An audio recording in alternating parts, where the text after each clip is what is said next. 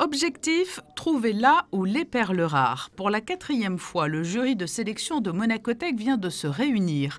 L'incubateur accélérateur de start-up est en effet à la recherche de nouveaux projets pour intégrer le grand open space situé dans le quartier de Fontvieille.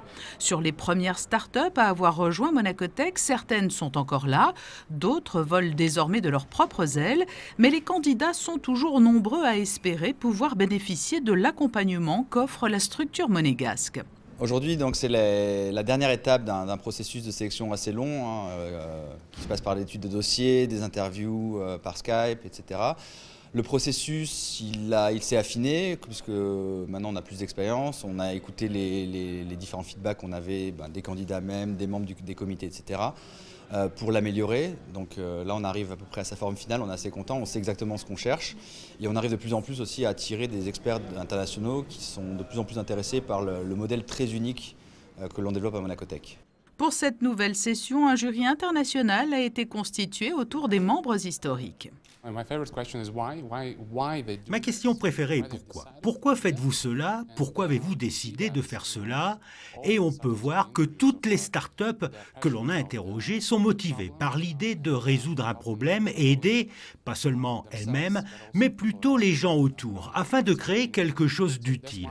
C'est donc une question que je pose toujours. Pourquoi ?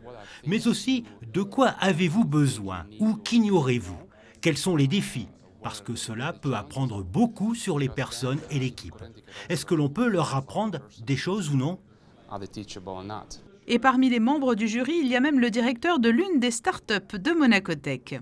C'est sûr que notre vision elle est différente. Ce qu'on va chercher, moi où je suis attentif, c'est sur la complémentarité et ce que les nouveaux projets peuvent apporter à Monacotech. Puisque comme on y est, on a envie d'agrandir la famille.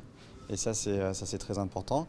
Et puis pour moi, c'était important de vivre cette expérience, d'être un peu de l'autre côté de la barrière, comme il disait, du côté obscur de la force, pour voir comment ça se passe, discuter avec les autres personnes du jury et voir la plus-value qu'on va apporter et qu'ils vont nous apporter.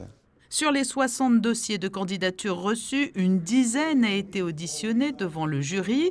Certains candidats venaient de très loin, d'Afrique du Sud par exemple. D'autres n'avaient eu que quelques centaines de mètres à parcourir, à l'image de Philippe Maringot qui développe un concept de bateau solaire dont l'un d'eux mouille dans le port Hercule.